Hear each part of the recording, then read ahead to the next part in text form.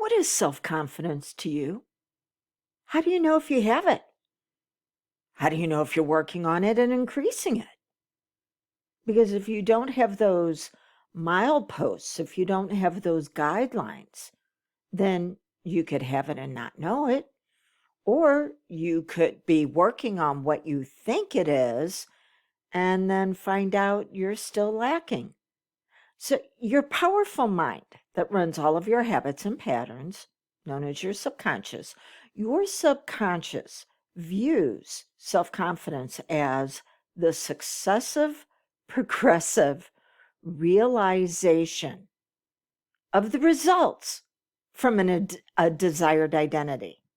Oh, I know, that's a lot. Let's break it down. Successive, it continues, it's disciplined, it's consistent. Progressive, it continues to increase. Realization of or manifestation of results. That means self-confidence, which is based on the physical plane, says, are you getting the results? It's got to show up in a tangible way. And those results are not based on a goal. I mean, why do we set goals? It's to achieve, and it might be to accumulate, and there's nothing wrong with that. But that goal and its achievement will feel hollow. There won't be any fulfillment to it. Or maybe you get it and it slips right through your fingers because it was based on the goal, not based on who you need to be to get the goal. See, when people set goals, they typically want to know, how am I going to get there? What is it that I need to do? What needs to happen? No. Very first question is, who do you need to be in order to achieve and receive that goal? Because then when you develop the identity that then has the power over the results, not only will you achieve those results, but it'll ripple out and affect every area of your life. And so self-confidence is based on an identity that you've chosen to bring out. I have clients come in and go, oh, wow, I need to see about do some public speaking and it scares me. Or I need to get up and do something like dancing or some sort of presentation where I'm sharing some tips around a hobby that I really enjoy. And, oh, it scares me.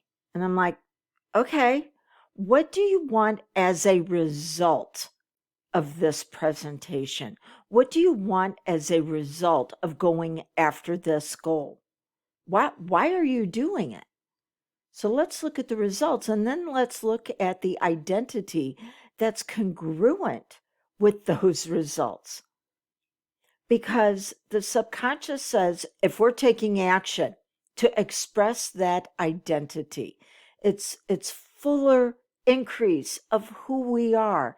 If we're taking action and we're consistent on that action, and we've got tangibles to go along to give us proof, then your self-confidence increases. Now, what will stop all of this? Because I'm going to tell you right now, you have a tremendous amount of self-confidence, but in things that are sabotaging you. Because if you're in my world, you were taught to take consistent action to support someone else, but not necessarily supporting them in a good way. It's supporting them to where maybe they get to achieve something, but it's at your detriment. One of my clients 2 days ago was sharing with me how they had several friends that asked them for money, and they gave it, never to see the money or their friends again.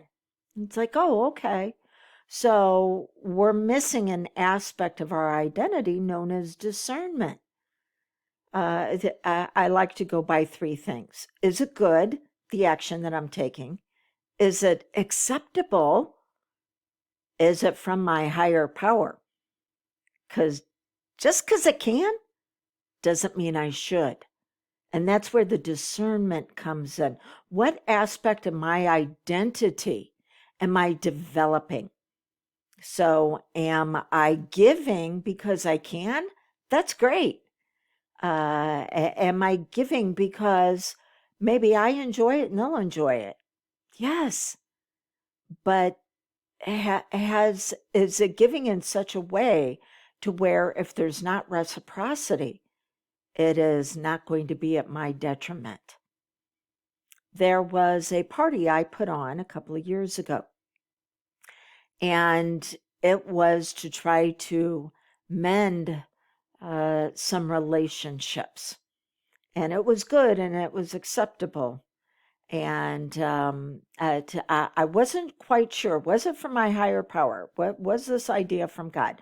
So I went ahead and I threw the party. I did all the invitations. I paid for it.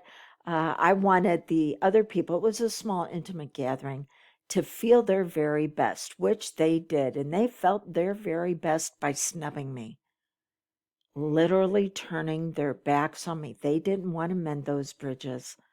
They wanted to burn me down with the bridge on it.